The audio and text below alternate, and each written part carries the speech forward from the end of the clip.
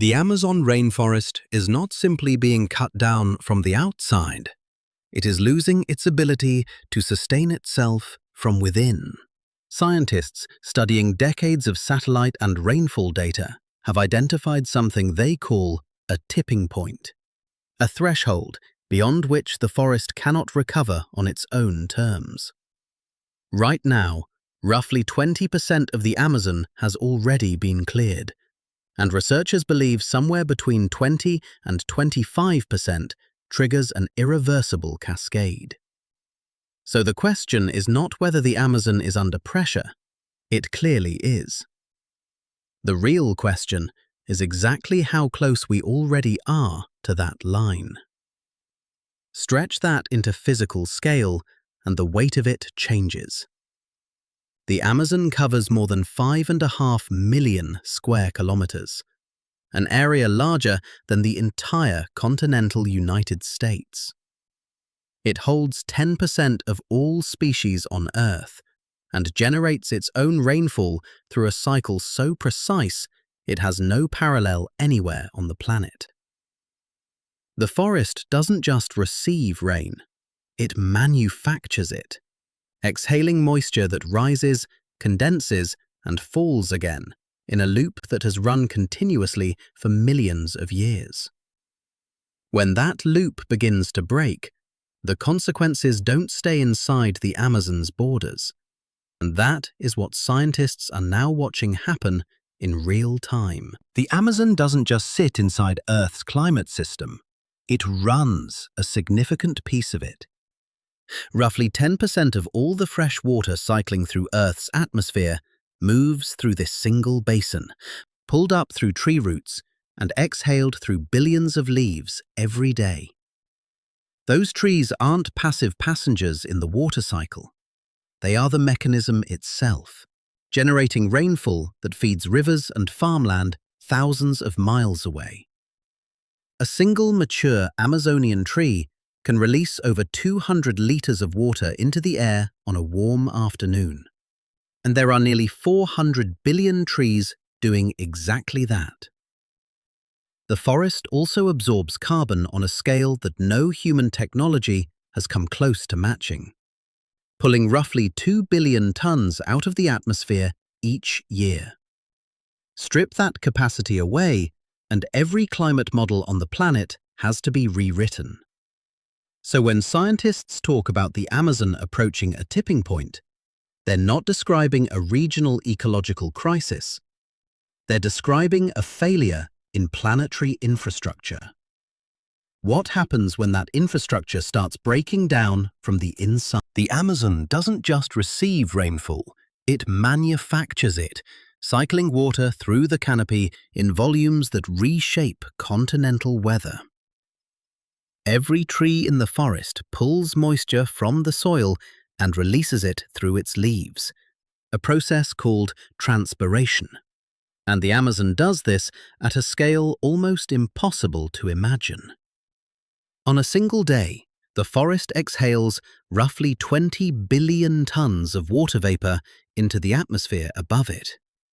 That vapor rises, cools, and condenses into clouds that travel westward across the continent on invisible aerial currents. Scientists call these currents flying rivers, and they carry more fresh water than the Amazon River itself moves toward the sea. The forests of the eastern Amazon seed the rainfall that feeds farms and cities deep in the interior of South America, thousands of kilometers from any ocean. So when you lose the trees, you don't just lose the shade and the canopy. You lose the rain that the trees were making. Deforestation doesn't only clear land, it quietly dismantles the engine that keeps the surrounding land alive. Every year, an area of Amazon forest larger than Switzerland disappears beneath chainsaws and fire. The land doesn't stay empty.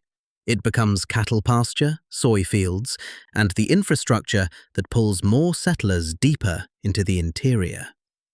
Brazil alone has lost roughly 20% of its original Amazon cover, and the pace of clearing has accelerated sharply since the mid-2010s. What makes this more than a story about trees is what the cleared land does to the land around it. Bare ground absorbs heat differently than a closed forest canopy, and that heat radiates outward, drying the air in patches of surviving forest that were never touched by a single chainsaw. Scientists call this the edge effect.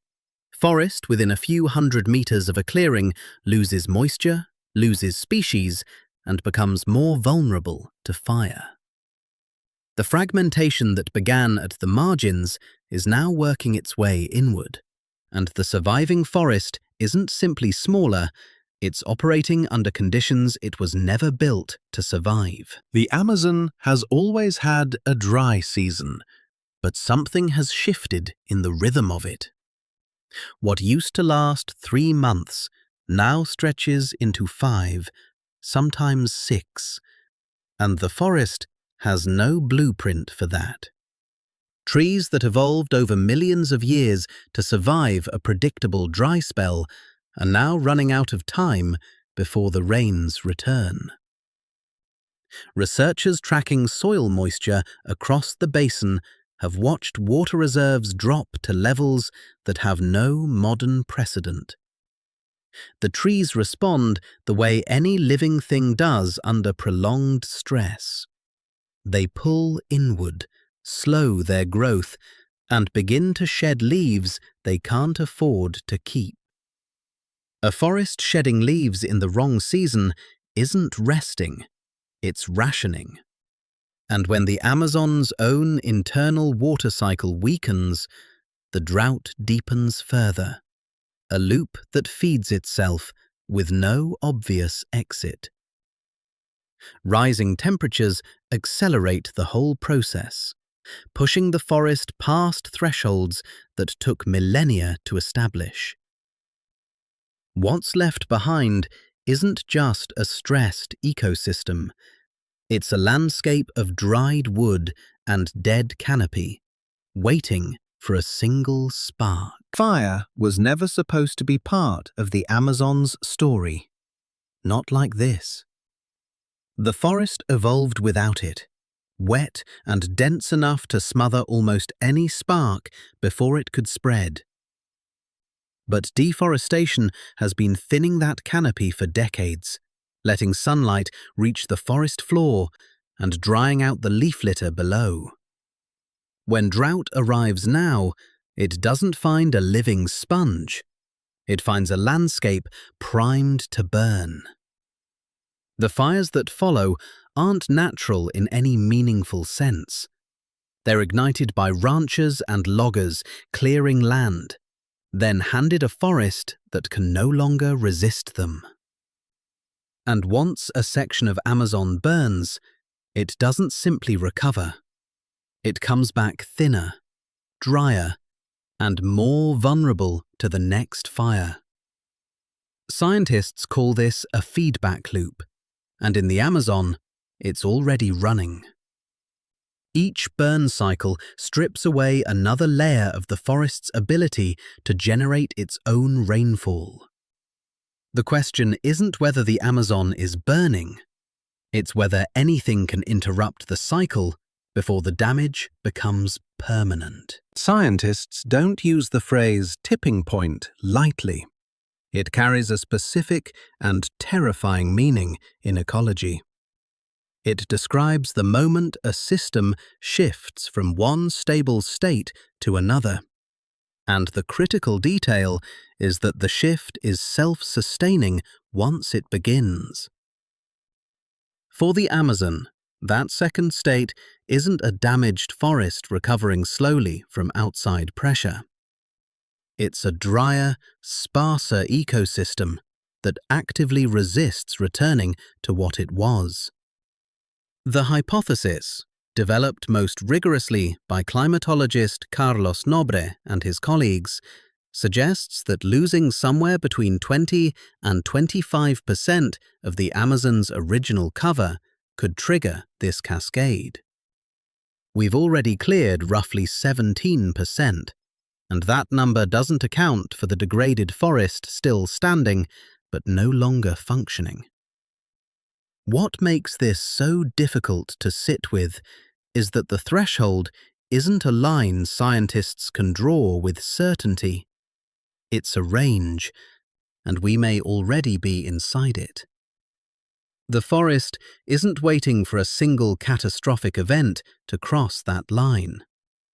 Each drought, each fire season, each cleared hectare moves the whole system incrementally closer to a point where the Amazon can no longer make its own rain. The Amazon doesn't just belong to Brazil. It belongs to the atmospheric systems that keep the entire planet breathing.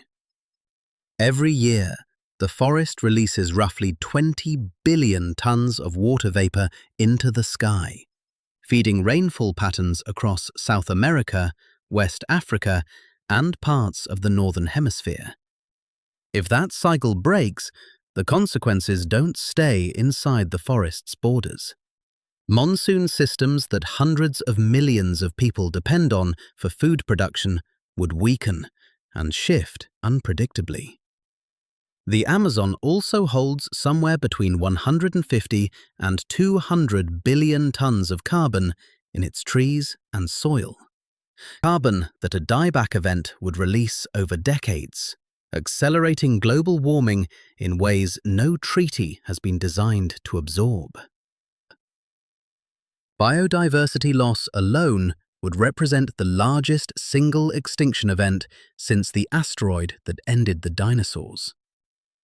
And the cruelest part, the regions that would suffer first aren't the wealthy nations with the tools to adapt.